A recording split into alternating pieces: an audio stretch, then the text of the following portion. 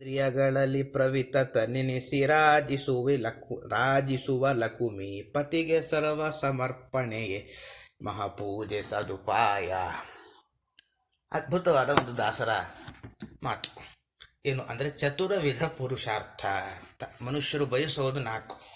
ಒಂದು ಧರ್ಮ, ಅರ್ಥ, ಕಾಮ, ಮೋಕ್ಷ. ಧರ್ಮ ಅಂದರೆ ಧರ್ಮಾಚರಣೆ, ಅರ್ಥ ಅಂದರೆ ಸಂಪತ್ತು, ಕಾಮ ಅಂದರೆ ಆಸೆ ಆಕಾಂಕ್ಷೆಗಳು, ಮೋಕ್ಷ ಗೊತ್ತೇ ಇದೆ, ಎಲ್ಲದರಿಂದ ಬಿಡುಗಡೆ.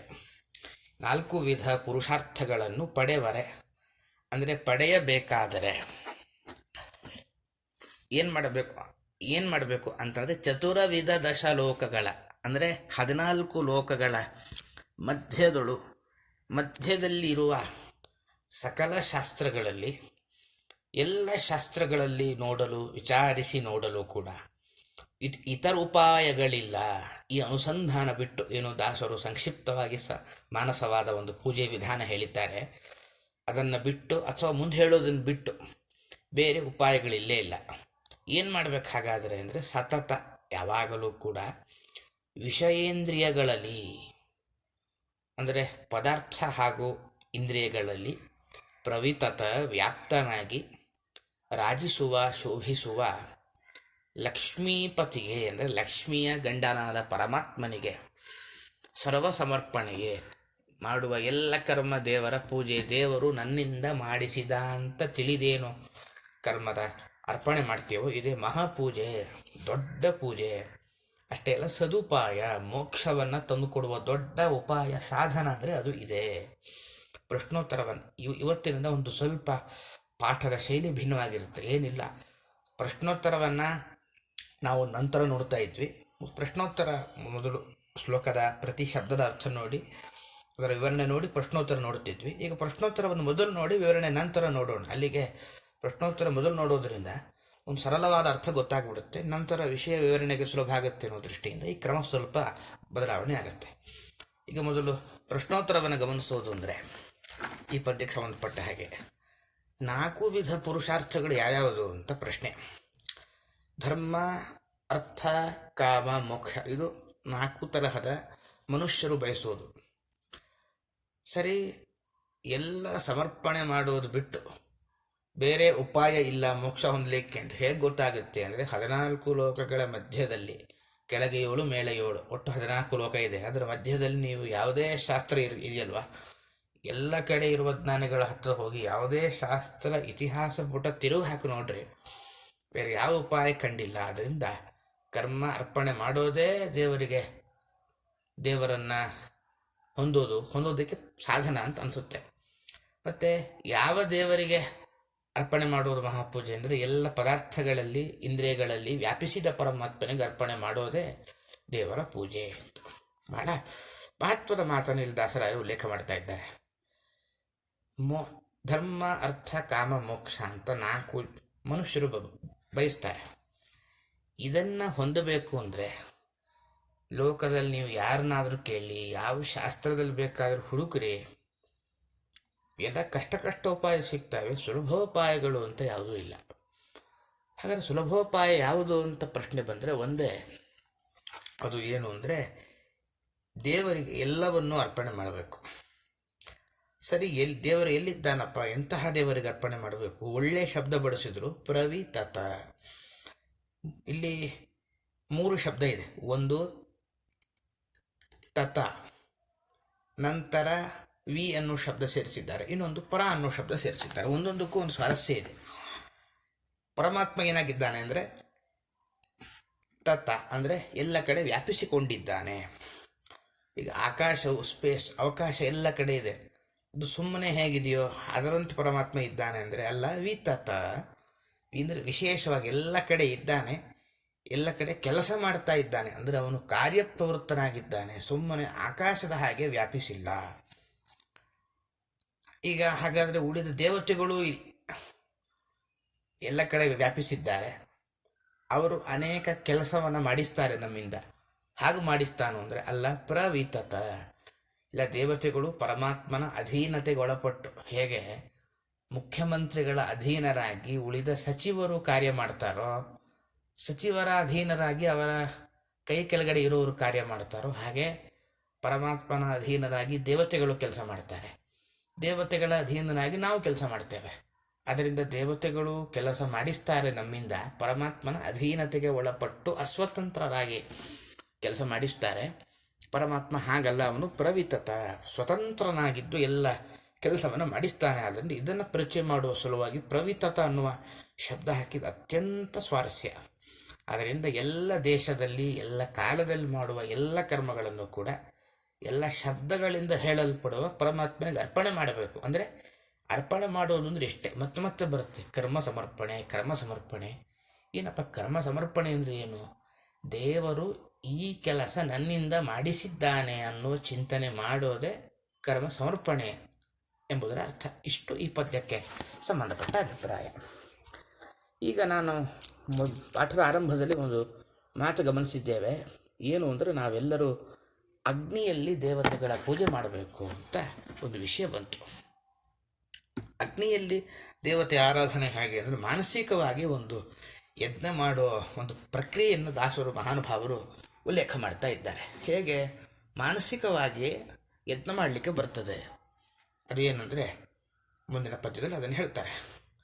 ಗೋಳಕವೆ ಕುಂಡಾಗ್ನಿಕರಣವು ಮೇಲೊದಗಿ ಬಹು ವಿಷಯ ಸಮಿಧೆಯು ಗಾಳಿಯತ್ನವು ಕಾಮಧೂಮವು ಸನ್ನಿಧಾನಾರ್ಚಿ ಮೇಳನವೆ ಪ್ರಜ್ವಾಲೆ ಕಿಡಿಗಳು ತೂಳಿದಾನಂದಗಳು ತತ್ತತ್ಕಾಲ ಮಾತುಗಳೆಲ್ಲ ಮಂತ್ರಾಧ್ಯಾತ್ಮ ಯಜ್ಞವಿದು. ಗೋಳಕವೇ ಕುಂಡ. ಗೋಳಕ ಅಂದರೆ ಇಂದ್ರಿಯಗಳಿಗೆ ಆಸರೆಯಾದ ಸ್ಥಾನ, ಶರೀರ ಅಥವಾ ಕಣ್ಣು, ಕಿವಿ ಮುಂತಾದವುಗಳು. ಇದರ ಒಳಗೆ ಕಣ್ಣೇ ಇಂದ್ರಿಯ ಅಲ್ಲ, ಕಣ್ಣಿನ ಒಳಗೊಂದು ಇಂದ್ರಿಯ ಇದೆ. ಕಣ್ಣು ಎಂಬುದು ಗೋಲಕ, ಇಂದ್ರಿಯಗಳಿಗೆ ಆಸರೆಯಾದ ಸ್ಥಾನಗಳೇ. ಕುಂಡ ಅದು ಪರಮಾತ್ಮನಿಗೆ ಯಜ್ಞಕುಂಡ ಇದ್ದ ಹಾಗೆ. ಯಜ್ಞಕುಂಡದ ಒಳಗೆ ಅಗ್ನಿ ಇರುತ್ತೆ. ಅಗ್ನಿ ಯಾವುದು? ಇವೆಲ್ಲ ಕಣ್ಣು ಮುಚ್ಚಿಕೊಂಡು ಚಿಂತನೆ ಮಾಡಿಬಿಟ್ರೆ ಒಂದು ಯಜ್ಞ ಮಾಡೋ ಒಂದು ಯಜ್ಞ ಮಾಡಿದ್ರೆ ಎಷ್ಟು ಫಲ ಬರುತ್ತೋ ಅಷ್ಟು ಫಲ ನಾವು ಕೂತಲ್ಲೇ ಸಂಪಾದನೆ ಮಾಡಬಹುದು. ಅದೊಂದು ಉಪಾಸನಾ ರಹಸ್ಯ ಅಂತಾರೆ ಇದಕ್ಕೆ. ಕರಣವು ಅಗ್ನಿ. ಕರಣವು ಅಂದರೆ ನಮ್ಮ ಇಂದ್ರಿಯಗಳೇನುಂಟು ಅದು ಅಗ್ನಿ, ಯಜ್ಞದಲ್ಲಿ ಪ್ರಜ್ವಲಿಸುವ ಬೆಂಕಿ. ಮೇಲೊದಗಿ ಬಹ ಅಂದರೆ ಇಂದ್ರಿಯಗಳಿಗೆ ಮತ್ತೆ ಮತ್ತೆ ಸಿಗುವಂತಹ, ಇಂದ್ರಿಯಗಳಿಂದ ಮತ್ತೆ ಮತ್ತೆ ನಮಗೆ ಗೊತ್ತಾಗುವಂತಹ ವಿಷಯ ಪದಾರ್ಥಗಳೇ ಸಮಿಧೆಯು, ಕಟ್ಟಿಗೆ ಇದ್ದ ಹಾಗೆ. ಯಾಕೆಂದರೆ ಅಗ್ನಿ ಉರಿಲಿಕ್ಕೆ ಕಟ್ಟಿಗೆ ಹಾಕಬೇಕಲ್ವ. ಆ ಕಟ್ಟಿಗೆ ಯಾವುದು ಅಂದರೆ ಇಂದ್ರಿಯಗಳಿಂದ ಯಾವುದರ ಜ್ಞಾನ ಬರುತ್ತೋ, ಇಂದ್ರಿಯಗಳಿಂದ ಗೊತ್ತಾಗುವಂತಹ ವಸ್ತು, ವಿಷಯಗಳು ಅಂತ ಕರಿತೀವಲ್ಲ, ಅದನ್ನು ಕಟ್ಟಿಗೆ ಅಂತ ಚಿಂತನೆ ಮಾಡಬೇಕು. ಯತ್ನವು ಗಾಳಿ. ಯತ್ನವು ಅಂದರೆ ಕಣ್ಣು ಮುಚ್ಚಿದರೆ ಜ್ಞಾನ ಬರಲ್ಲ. ಕಣ್ರೆಪ್ಪೆ ತೆಗೆದು ಕಣ್ಣಿನಿಂದ ವಿಷಯವನ್ನು ನೋಡಲಿಕ್ಕೆ ಒಂದು ಪ್ರಯತ್ನ ಮಾಡಬೇಕಲ್ವ. ಆ ಇಂದ್ರಿಯಗಳು ವಿಷಯ ಪದಾರ್ಥದ ಕಡೆ ಹೋಗಲಿಕ್ಕೆ ಬೇಕಾದ ಪ್ರಯತ್ನ ಅಲ್ಲ. ಇಂದ್ರಿಯ ಹೋಗುತ್ತೆ ಅಂದರೆ ಕಣ್ಣು ಹೋಗಲ್ಲ, ಅದರ ಲೇಸರ್, ಅದರ ಕೆಲವು ಸೂಕ್ಷ್ಮ ಕಿರಣ ಹೋಗಿ ಪದಾರ್ಥದ ತನಕ ಹೋಗಿ ಅದನ್ನು ವ್ಯಾಪಿಸಿ ಅದರ ಜ್ಞಾನ ಬರುವಂತೆ ಮಾಡುತ್ತೆ ಅಂತ ಒಂದು ಪ್ರಕ್ರಿಯೆ ಇದೆ ಶಾಸ್ತ್ರದಲ್ಲಿ. ಅದರಿಂದ ಜ್ಞಾನ ಬರಲಿಕ್ಕೆ ಬೇಕಾದ ಏನು ಪ್ರಯತ್ನ ಇದೆಯೋ ಅದು ಧೂಮ, ಹೊಗೆ ಇದ್ದ ಹಾಗೆ. ಸನ್ನಿಧಾನ, ನಾವು ಎಲ್ಲೋ ಮಾವಿನ ಹಣ್ಣು ವಿಷಯ, ನಾಲಿಗೆ ಇಂದ್ರಿಯ. ನಾಲಿಗೆ ತಾಕಬೇಕು ತಾನೆ ಮಾವಿನ ಹಣ್ಣು, ಆಗ ನಮಗೆ ಖುಷಿ ಆಗುತ್ತೆ. ಮಾವಿನ ಹಣ್ಣು 1 ಕಿಲೋಮೀಟರ್ ದೂರ ಇದ್ದು ನಾಲಿಗೆ ಇಲ್ಲಿದ್ದರೆ ಪ್ರಯೋಜನ ಇಲ್ಲ. ಆದ್ದರಿಂದ ಸನ್ನಿಧಾನ, ವಿಷಯ ಹತ್ತಿರ ಇರೋಕೆ ಅನ್ನೋದು ಅರ್ಚಿ ಜ್ವಾಲೆಗಳಿದ್ದ ಹಾಗೆ. ಮೇಳನವೇ, ವಿಷಯ ಪದಾರ್ಥಕ್ಕೂ ಇಂದ್ರಿಯಕ್ಕಾಗುವ ಸಂಪರ್ಕ, ಅದು ಪ್ರಜ್ವಾಲೆ, ವಿಶೇಷವಾಗಿ ಬರುವ ಜ್ವಾಲೆ. ತೂಳಿದ ಆನಂದಗಳು, ಮಾವಿನ ಹಣ್ಣು ತಿಂದ್ವಿ, ಮಾವಿನ ಹಣ್ಣೆಂಬ ವಿಷಯಕ್ಕೂ ನಾಲಿಗೆಗೂ ಸಂಪರ್ಕ ಆಯಿತು, ಆನಂದ ಉಕ್ಕಿ ಬರುತ್ತಲ್ವ. ಇದು ಕಿಡಿಗಳು, ಅಗ್ನಿಯ ಒಂದು ಚಿಕ್ಕ ಪುಟ್ಟ ಅಗ್ನಿಯಿಂದ ಹೊರಬರುವಂತಹ ಒಂದು ವಸ್ತು ಇದ್ದ ಹಾಗೆ. ಇನ್ನು ತತ್ಕಾಲ ಮಾತುಗಳೆಲ್ಲ, ಮಾವಿನ ಹಣ್ಣು ತಿನ್ನುವಾಗ ಅನೇಕ ಮಾತನಾಡ್ತಿರ್ತೀವಿ. ಇವೆಲ್ಲವೂ ಮಂತ್ರ, ದೇವರನ್ನು ಹೇಳುವ ವೇದ ಮಂತ್ರಗಳಿದ್ದ ಹಾಗೆ. ಇದು ಹೀಗೆ ಚಿಂತನೆ ಮಾಡುವುದು ಅಧ್ಯಾತ್ಮ ಯಜ್ಞವು ಶರೀರದಲ್ಲಿ ಯಜ್ಞ ಮಾಡಿದಂತೆ. ಬಹಳ ಮಹತ್ವದ ಅನುಸಂಧಾನ ಹೇಳ್ತಾರೆ ದಾಸರು. ಪ್ರಶ್ನೋತ್ತರ ಗಮನಿಸೋದಾದರೆ, ನಮ್ಮ ಅಧ್ಯಾತ್ಮ ಯಜ್ಞ ಅಂದರೆ ಶರೀರದ ಒಳಗೆ ಮಾಡುವ ಯಜ್ಞದಲ್ಲಿ ಯಜ್ಞಕುಂಡ ಯಾವುದು? ಶರೀರವೇ ಯಜ್ಞಕುಂಡ. ಅಗ್ನಿ ಯಾವುದು? ಇಂದ್ರಿಯಗಳೇ ಅಗ್ನಿ. ಸಮಿಧೆ ಯಾವುದು? ಕಟ್ಟಿಗೆ. ವಿಷಯ ಅಂದರೆ ಪದಾರ್ಥಗಳೇ ಸಮಿಧೆ, ಕಟ್ಟಿಗೆ. ಹೊಗೆ ಯಾವುದು? ಬಯಕೆ. ಅಂದರೆ ನಂಗೆ ಆ ವಿಷಯ ಪದಾರ್ಥದ ಅನುಭವ, ನಂಗೆ ಹಂಗೆ ಆಗಬೇಕು ಅನ್ನೋ ಬಯಕೆ ಏನುಂಟು ಅದೇ ಕಟ್ಟಿಗೆ ಇದ್ದ ಹಾಗೆ, ಸಮಿತ್. ಅದು ಕಟ್ಟಿಗೆ ಅಲ್ಲ, ಹೊಗೆ ಯಾವುದು ಅಂದರೆ ವಿಷಯಗಳ ಅಪೇಕ್ಷೆ, ನಾವೇನು ಬಯಸ್ತೀವಲ್ಲ ಆ ಬಯಕೆಯೇ ಹೊಗೆ ಇದ್ದ ಹಾಗೆ. ಜ್ವಾಲೆ ಯಾವುದು ಅಂದರೆ ವಿಷಯಕ್ಕೂ ಪದಾರ್ಥಕ್ಕಾಗುವ ಸಂಪರ್ಕವೇ ಜ್ವಾಲೆ. ವೇದ ಮಂತ್ರ ಯಾವುದು ಅಂದರೆ ಇಂದ್ರಿಯಗಳಿಂದ ಅದರ ಒಂದು ವಸ್ತುವಿನ ಜ್ಞಾನ ಬರುವಾಗ ನಾವೇನು ಮಾತಾಡ್ತೇವೆ ಆ ಮಾತೆ ವೇದ ಮಂತ್ರ ಇದ್ದ ಹಾಗೆ. ಬಹಳ ಮಹತ್ವದ ಅನುಸಂಧಾನ ಹೇಳ್ತಾರೆ ದಾಸರು. ಈಗ ಕಣ್ಣು ಕುರುಡಾಯಿತು ಅಂತ ಹೇಳ್ತೇವೆ ನಾವು. ಕಣ್ಣು ಕುರುಡಾಯಿತು ಅಂದ್ರೆ ಯಾವ ಕಣ್ಣು? ಈ ಕಣ್ಣಲ್ಲ, ಈ ಕಣ್ಣು ಗೋಲಕ. ಗೋಲಕದ ಒಳಗೊಂದು ಇಂದ್ರಿಯ ಇದೆ, ಅದನ್ನು ಕಣ್ಣು ಅಂತ ಕರೀತಾರೆ. ಅದೇ ಅಗ್ನಿಕುಂಡ ಇದ್ದ ಹಾಗೆ. ಅಗ್ನಿ ಯಾವುದು? ಆ ಕಣ್ಣೆಂಬ ಗೋಲಕದ ಒಳಗಿರುವ ಶ್ರವಣ ಚಕ್ಷುರಿಂದ್ರಿಯ, ಕಣ್ಣೆಂಬ ಇಂದ್ರಿಯ ಏನುಂಟು ಅದು ಯಾರಿಗೂ ಅತೀಂದ್ರಿಯ, ಅದು ಯಾರಿಗೂ ಕಾಣೋದಿಲ್ಲ. ಆ ಇಂದ್ರಿಯವನ್ನು ಅಗ್ನಿ ಅಂತ ಅನುಸಂಧಾನ ಮಾಡಬೇಕು. ಪ್ರತಿ ಇಂದ್ರಿಯಕ್ಕೂ ಒಂದೊಂದು ವಿಷಯಗಳಿರುತ್ತೆ. ಅಂದರೆ ಇಂದ್ರಿಯಗಳಿಂದ ಒಂದೊಂದು ಗೊತ್ತಾಗತ್ತೆ, ಒಂದರ ಜ್ಞಾನ ಬರುತ್ತೆ. ಕಣ್ಣಿನಿಂದ ವಸ್ತುವಿನ ರೂಪದ ಜ್ಞಾನ ಬರುತ್ತೆ, ಕಣ್ಣಿಗೆ ವಿಷಯ ರೂಪ. ಇನ್ನು ಮೂಗಿನಿಂದ ಒಳ್ಳೆಯ ಗಂಧದ, ನಮಗೆ ಒಳ್ಳೆಯ ಸುವಾಸನೆ ಜ್ಞಾನ ಬರುತ್ತೆ. ಆ ಒಂದು ಗಂಧ ಏನುಂಟು ಪರಿಮಳ, ಅದು ಮೂಗಿಗೆ ವಿಷಯ. ಕಿವಿಯಿಂದ ಶಬ್ದ ಕೇಳಿಸುತ್ತೆ, ಕಿವಿಗೆ ಶಬ್ದ ವಿಷಯ. ನಾಲಿಗೆಯಿಂದ ರಸ ಗೊತ್ತಾಗತ್ತೆ, ರುಚಿ ನಾಲಿಗೆಗೆ ವಿಷಯ. ಇನ್ನು ತ್ವಗೀಂದ್ರಿಯ ಅಂತಿದೆ, ಸ್ಪರ್ಶ ಗೊತ್ತಾಗತ್ತಲ್ಲ, ಒಬ್ಬರು ಮುಟ್ಟಿದಾಗ ಗೊತ್ತಾಗತ್ತಲ್ವ, ಅದನ್ನು ತ್ವಗೀಂದ್ರಿಯ ಅಂತ ಚರ್ಮದ ಒಳಗೆ ವ್ಯಾಪಿಸಿರುತ್ತೆ, ಅದಕ್ಕೆ ವಿಷಯ ಸ್ಪರ್ಶ. ಇದೆಲ್ಲವನ್ನು ಕಟ್ಟಿಗೆ ಅಂತ ಅನುಸಂಧಾನ ಮಾಡಬೇಕು. ಈ ಪ್ರಯತ್ನ ಮಾಡಬೇಕು ನಾವು. ಅಂದರೆ ಈ ಶಬ್ದ, ಯಾವುದೊಂದು ಶಬ್ದ ಅದು ನಮಗೆ ಬಲಕಿವಿ ಕೇಳಿಸ್ಬೇಕು ಅಂತಂದರೆ ಶಬ್ದ ಕೇಳಿಸಿಕೊಳ್ಳಲಿಕ್ಕೆ ಬೇಕಾದ ಪ್ರಯತ್ನ ಏನುಂಟೋ ಆ ಪ್ರಯತ್ನವನ್ನು ಗಾಳಿ, ಆ ಪ್ರಯತ್ನವೇ ಗಾಳಿ ಇದ್ದ ಹಾಗೆ. ಇನ್ನು ಹೊಗೆ ಯಾವುದು ಅಂದರೆ ನಾವು ವಿಷಯದ ಅನುಭವ ಬೇಕು, ನಂಗೆ ವಿಷಯದ ಅನುಭವ ಆಗಬೇಕು ಅನ್ನೋ ಏನು ಬಯಸ್ತೇವಲ್ಲ, ಇಚ್ಛೆ ಪಡ್ತೇವಲ್ಲ, ಅದೇ ಒಂದು ತರಹದ ಹೊಗೆ ಇದ್ದ ಹಾಗೆ. ಇನ್ನು ವಿಷಯಕ್ಕೂ ನಮ್ಮ ಆ ವಿಷಯ ಪದಾರ್ಥ ನಮ್ಮ ಕಣ್ಣಿನ ಹತ್ತಿರ ಅಥವಾ ಇಂದ್ರಿಯದ ಹತ್ತಿರ ಬರುತ್ತೆ, ಅದೇ ಒಂದು ಚಿಕ್ಕ ಉರಿ ಜ್ವಾಲೆ ಇದ್ದ ಹಾಗೆ. ಆ ವಿಷಯಗಳ ಸಂಪರ್ಕ ಏನಾಗುತ್ತೆ ಕಣ್ಣಿಗೂ ಅಥವಾ ಈ ನಮ್ಮ ಕಿವಿಗೂ ಶಬ್ದಕ್ಕೂ ಸಂಪರ್ಕ, ಅದು ದೊಡ್ಡ ಜ್ವಾಲೆ ಇದ್ದ ಹಾಗೆ. ಆ ಕಾಲದಲ್ಲಿ ನಾವೇನು ಮಾತಾಡ್ತೇವೋ ಅವೆಲ್ಲ ಮಂತ್ರಗಳಿದ್ದ ಹಾಗೆ. ಆದ್ದರಿಂದ ಇವೆಲ್ಲವೂ ದೇವತೆಗಳು ಮಾಡ್ತಾರಂತೆ. ದೇವತೆಗಳು ಪ್ರತಿಯೊಂದು ಕೆಲಸ ಮಾಡುವಾಗಲೂ ಕೂಡ ಹೀಗೆಲ್ಲ ಚಿಂತನೆಯಿಂದ ಪ್ರತಿಕ್ಷಣ ಅವರು ಚಿಂತನೆ ಮಾಡ್ತಾ ಇರ್ತಾರೆ. ನಾವು ಯಥಾಶಕ್ತಿ, ಅಂದರೆ ನಾವು ಏನು ಸುಖವನ್ನು ಪಡ್ತೇವೋ ಕೆಲವು ದಾಸರು ಹೇಳಿದ ಅನುಸಂಧಾನ ಮಾಡ್ತಾ ಹೋದರೆ ದೇವರಿಗೋಸ್ಕರ ಕೆಲಸ ಮಾಡುವ ಹಾಗೆ ಆಗ್ತದೆ. ಆದ್ದರಿಂದ ಇದು ನಮ್ಮ ಮಟ್ಟಿಗೆ ಹೇಳಿದ ಒಂದು ಚಿಂತನೆ. ಮತ್ತು ಇನ್ನೊಂದು ವಿಚಿತ್ರ ಒಂದು ವ್ಯತ್ಯಾಸ ಇದೆ ಅಂತ. ದೊಡ್ಡವರು, ಈಗ ನಾವೆಲ್ಲ ಎಷ್ಟೊಮ್ಮೆ ಈಗ ಫೋನು ಕಣ್ಣಿನಿಂದ ಒಂದು ನೋಡಿ ಸಾಕಾಗತ್ತೆ, ಸಾಕಪ್ಪ ಅಂತ ಬಿಡ್ತೇವೆ. ನಾವು ಭೋಗ ಸುಖ ನಿರಂತರ ದುಃಖ ಸುಖ ಆಗಿ ಸಾಕಾಗಿರುತ್ತೆ, ಯಾವುದೂ ಬೇಡಪ್ಪ ಕಾಡಿಗೆ ಹೋಗೋಣ ಅಂತ ಆ ಕಾಲಕ್ಕೆ ಅನಿಸುತ್ತೆ. ನಮಗೇನು ಇದನ್ನು ವೈರಾಗ್ಯ ಅಂತ ಕರೀತಾರೆ. ಅಂದರೆ ವಿಷಯ ಪದಾರ್ಥ ಬೇಡ, ದೇವರ ಕಡೆ ಸಾಗೋಣ ಅಂತ ಏನು ಭಾವ ಬರುತ್ತೆ, ಇದನ್ನು ವೈರಾಗ್ಯ ಅಂತ ಕರೀತಾರೆ. ಇದು ಸ್ವಲ್ಪ ಕಾಲ ಬರುತ್ತೆ, ಆದರೆ ಅದು ಆಟೋಮೆಟಿಕ್ ಜಾಸ್ತಿ ಆಗಿಬಿಡುತ್ತೆ.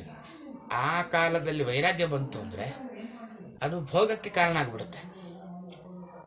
ಅನಂತರ ಜ್ಞಾನಿಗಳು ಅಷ್ಟು, ಜ್ಞಾನಿಗಳಿಗೆ ವೈರಾಗ್ಯ ಬಂದರೆ ಅವರೆಲ್ಲವನ್ನು ಎಲ್ಲದರ ಅನುಭವವನ್ನು ಪಡೆದು ಒಂದು ಕಾಲಕ್ಕೆ ಸಾಕಪ್ಪ ಅಂತ ಕಣ್ಣು ಮುಚ್ಚಿ ದೇವರ ಚಿಂತನೆ ಮಾಡ್ತಾ ಇರ್ತಾರೆ. ಅದು ಅವರ ಉನ್ನತಿ ಕಾರಣ ಆಗುತ್ತೆ. ನಮಗೆ ಕೆಲವು ವೈರಾಗ್ಯ ಬರುತ್ತೆ, ಎಲ್ಲ ಸಾಕು ಅನ್ನೋ ಭಾವ. ಅದು ಇನ್ನೂ ನಮಗೆ ಹೆಚ್ಚೆಚ್ಚು ವಿಷಯ ಪದಾರ್ಥದಲ್ಲಿ ಒಳಗಿರುವಂತೆ ಅದರ ಸಂಪರ್ಕ ನಮಗಿರುವಂತೆ ಮಾಡುತ್ತೆ. ಜ್ಞಾನಿಗಳಿಗೆ ಬರುವ ವೈರಾಗ್ಯ ಅವರ ಸಾಧನೆಗೆ ಪೂರಕ ಆಗುತ್ತೆ. ನಾವು ಹೀಗೆಲ್ಲ ಯಜ್ಞ ಅನ್ನೋ ಅನುಸಂಧಾನದಿಂದ ನಾವೆಲ್ಲ ವಿಷಯ ಭೋಗ ಮಾಡ್ತಾ ಬಂದಾಗ ಆದಷ್ಟು ದೇವರ ಚಿಂತನೆ ನಮ್ಮಲ್ಲಿ ಜಾಸ್ತಿ ಆಗಲಿಕ್ಕೆ ಶುರುವಾಗುತ್ತೆ. ಮತ್ತು ಮಾತುಗಳೇ ಮಂತ್ರ ಅಂತಂದರು. ಇದರ ಅಭಿಪ್ರಾಯ ಏನು ಅಂದರೆ ಆದಷ್ಟು ನಾವು ಒಳ್ಳೊಳ್ಳೆ ಮಾತನ್ನೇ ಆಡ್ತಾ ಇರಬೇಕು, ಆಗ ಮಾತ್ರ ಮಾತುಗಳು ಮಂತ್ರ ಆಗುತ್ತೆ. ಹೊರತು ಏನೇನೋ ಮಾತಾಡಿದರೆ ಅವೆಲ್ಲ ಮಂತ್ರ ಆಗೋದಿಲ್ಲ ಅಂತ ಒಟ್ಟಾರೆ ಈ ಪದ್ಯಕ್ಕೆ ಸಂಬಂಧಪಟ್ಟ ಅಭಿಪ್ರಾಯ. ಈಗ ಈ ನಮ್ಮ ಶರೀರ ದೇವರಿಗೊಂದು ಪಟ್ಟಣ ಇದ್ದ ಹಾಗೆ ಅಂಥೇಳಿ ಇನ್ನೊಂದು ಅನುಸಂಧಾನದ ಪದ್ಧತಿಯನ್ನು ಉಲ್ಲೇಖ ಮಾಡ್ತಾರೆ ಮುಂದಿನ ಪದ್ಯದಲ್ಲಿ. ಅದು ಹೀಗಿದೆ: ಮಧು ವಿರೋಧಿಯ ಪಟ್ಟಣಕ್ಕೆ ಪೂರ್ವದ ಕವಾಟಗಳಕ್ಷಿನಾಸಿಕ ವದನ ಶ್ರೋತೃಗಳೆರಡು ದಕ್ಷಿಣ ಉತ್ತರ ದ್ವಾರ ಗುದ ಉಪಸ್ಥಗಳೆರಡು ಪಶ್ಚಿಮ ಕದಗಳೆನಿಪವು ಷಟ್ ಸರೋಜವೇ ಸದನ ಹೃದಯವೇ ಮಂಟಪಂಗಳು ತ್ರಿಗುಣಗಳೆ ಕಲಶ. ಅಂದರೆ ಒಂದು ಪಟ್ಟಣ ಅಂತಾಗಬೇಕು ಅಂದರೆ 4 ದಿಕ್ಕಿನೆಲ್ಲ ಬಾಗಿಲಿರುತ್ತೆ. ಹಿಂದೆಲ್ಲ ರಾಜರ ಪಟ್ಟಣ ನಾವು ನೋಡಿದ್ರೆ ಪೂರ್ವಕ್ಕೆ, ದಕ್ಷಿಣಕ್ಕೆ, ಪಶ್ಚಿಮಕ್ಕೆ, ಉತ್ತರಕ್ಕೆ ಅಂತ 4 ಬಾಗಿಲಿರ್ತಾ ಇತ್ತು. ಅದೇ ತರಹದ ಒಂದು ಚಿಂತನೆ ಇಲ್ಲಿ ಹೇಳ್ತಾರೆ ದಾಸರು. ಮಧು ವಿರೋಧಿಯ, ಮಧು ಅನ್ನುವ ದೈತ್ಯನನ್ನು ಸಂಹಾರ ಮಾಡಿದ ಪರಮಾತ್ಮನ ಪಟ್ಟಣಕ್ಕೆ, ಪರಮಾತ್ಮ ಇರುವ ಈ ಶರೀರವೆಂಬ ಪಟ್ಟಣಕ್ಕೆ ಅಕ್ಷಿ 2 ಕಣ್ಣುಗಳೇನಿದೆ ಅದು, ಹಾಗೆ ನಾಸಿಕ ಮೂಗಿನ 2 ಹೊಳ್ಳೆಗಳು, ವದನ ಬಾಯಿ, ಇದು ಪೂರ್ವ ಕವಾಟಗಳು, ಪೂರ್ವ ದಿಕ್ಕಿನ ಬಾಗಿಲುಗಳಿದ್ದ ಹಾಗೆ. ಶ್ರೋತ್ರಗಳೆರಡು, ಬಲಕಿವಿ ಹಾಗೂ ಎಡಕಿವಿ 2, ದಕ್ಷಿಣ ಉತ್ತರ ದ್ವಾರ, ಬಲಕಿವಿ ದಕ್ಷಿಣ ದಿಕ್ಕಿನ ಬಾಗಿಲಿದ್ದ ಹಾಗೆ, ಎಡಕಿವಿ ಉತ್ತರ ದಿಕ್ಕಿನ ಬಾಗಿಲಿದ್ದ ಹಾಗೆ. ಗುದ ಉಪಸ್ಥಗಳೆರಡು, ಗುಡ ಉಪಸ್ಥ ಈ 2 ಇಂದ್ರಿಯ, ಕೆಳಗಿನ ಇಂದ್ರಿಯ. ಅದು ಪಶ್ಚಿಮ ಕದಗಳೆನಿಸುವು, ಪಶ್ಚಿಮ ದಿಕ್ಕಿನ ಬಾಗಿಲುಗಳು ಅಂತ ಅನುಸಂಧಾನ ಮಾಡಬೇಕು. ದೇವರ ಮನೆ ಯಾವುದು, ದೇವರ ಗರ್ಭಗುಡಿ ಯಾವುದು? ಷಟ್ ಸರೋಜವೇ, ದೇಹದ ಒಳಗೆ ಒಂದು 6 ಕಮಲ ಉಂಟಂತೆ. ಅದರ ಬಗ್ಗೆ ವಿವರಣೆ ನಂತರ ಹೇಳ್ತೇನೆ. ದೇಹದ ಒಳಗಿರುವ 6 ಕಮಲ ಅದು ಪರಮಾತ್ಮ ಇರುವ ದೇವರ ಮನೆ ಇದ್ದ ಹಾಗೆ. ಹೃದಯವೇ ಮಂಟಪ, ನಮ್ಮ ಹೃದಯ ಏನಿದೆ ಅದು ದೇವರಿಗೆ ಮಂಟಪ. ದೇವರ ಮುಂದೆ ಒಂದು ಕಲಶ ಇಟ್ಟಿರ್ತಾರೆ ದೇವರ ಪೂಜೆಗೆ ಅಂತ. ಅಂದರೆ ಅದರಲ್ಲಿ ಅಭಿಷೇಕ ಮಾಡುವ ಪದ್ಧತಿ. ಕಲಶ ಅಂದರೆ ದೇವರ ಅಭಿಷೇಕಕ್ಕೋಸ್ಕರ ಬಳಸುವಂತಹ ಒಂದು ಪಾತ್ರೆ, ನೀರು ತುಂಬಿದ ಪಾತ್ರೆ. ಅದು ಯಾವುದು ಅಂದರೆ ತ್ರಿಗುಣಗಳೇ.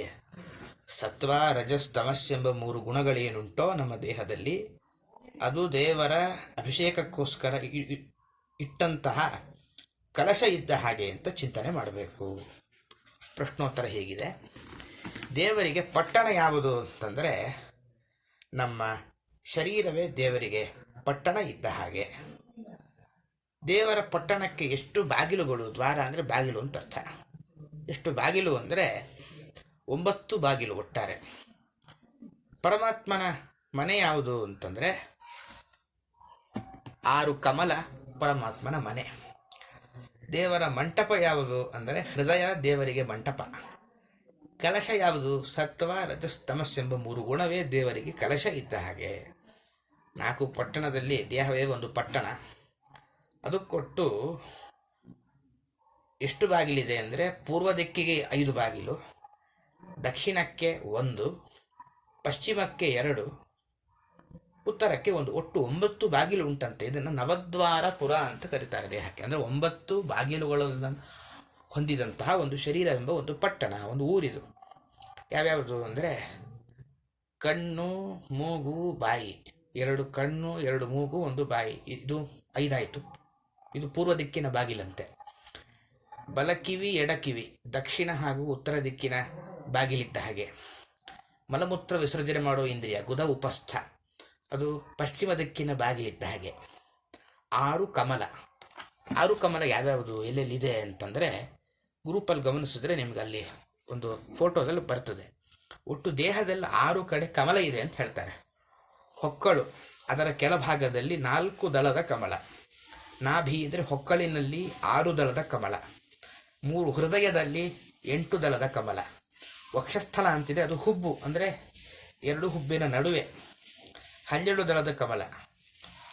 ಕಂಠದಲ್ಲಿ 2 ದಳದ ಕಮಲ. ಶಿರಸ್ಸಿನಲ್ಲಿ 1000 ದಳದ ಕಮಲ ಉಂಟಂತೆ. ಈ 6 ಕಮಲದಲ್ಲಿ ಪರಮಾತ್ಮನ ರೂಪಗಳಿದೆ. ಆದ್ದರಿಂದ ಈ 6 ಕಮಲ ದೇವರ ಮನೆ ಇತ್ತಂತೆ. ಕಲಶ ಯಾವುದು ಅಂತಂದರೆ ಸತ್ವ, ರಜಸ್, ತಮಸ್, ಇದು ಕಲಶ. ಇಂಥ ಅನುಸಂಧಾನಗಳ ವಿಚಿತ್ರ. ಕೂತು ಯತ್ನ ಮಾಡುವ ಅನುಸಂಧಾನ ಹೇಳಿ ದೇಹವೇ ಒಂದು ಪಟ್ಟಣ ಅಂತ ಅನುಸಂಧಾನ ಮಾಡಿಕೊಂಡು ಅಲ್ಲಿ ದೇವರು ರಾಜ ಅಂತ, ಇದಕ್ಕೆ ಸಂಬಂಧಪಟ್ಟ ಹಾಗೆ ಇನ್ನೂ ಅನೇಕ ಅನುಸಂಧಾನಗಳ ರಹಸ್ಯವನ್ನು ಹೇಳ್ತಾರೆ. ಪ್ರಾಯ ಈ ಸಂಧಿಯಲ್ಲಿ ಹೆಚ್ಚೆಚ್ಚು ಅನುಸಂಧಾನಗಳ ಕೆಲವು ವಿಷಯನೇ ಕೆಲವು ಸ್ವಲ್ಪವೇ ನಾವು ನೋಡ್ತೇವೆ. ನಂತರ ಇನ್ನೊಂದು ರೀತಿಯಲ್ಲಿ ಈ ಸಂಧಿ ಸಾಗುತ್ತೆ. ಆ ಮುಂದಿನ ಅನುಸಂಧಾನದ ಪ್ರಕ್ರಿಯೆಯನ್ನು ಮುಂದಿನ ಸೋಮವಾರ ನೋಡುವ ಅಂತ ಹೇಳ್ತಾ ಇಂದಿನ ಚಿಂತನೆಯನ್ನು ಪರಮಾತ್ಮನ ಪಾದಕರ್ಪಣೆ ಮಾಡೋಣ. ಶ್ರೀಕೃಷ್ಣಾರ್ಪಣಮಸ್ತು, ಮಧ್ವೇಶಾರ್ಪಣಮಸ್ತು. ಹರೇ ನಮಃ. ಇಲ್ಲಿಗೆ ಪಾಠ ಮುಗಿದಿದೆ. ಯಾರಿಗಾದರೂ ಸಂದೇಹಗಳಿದ್ದರೆ ಕೇಳಲಿಕ್ಕೆ ಅವಕಾಶ ಇದೆ.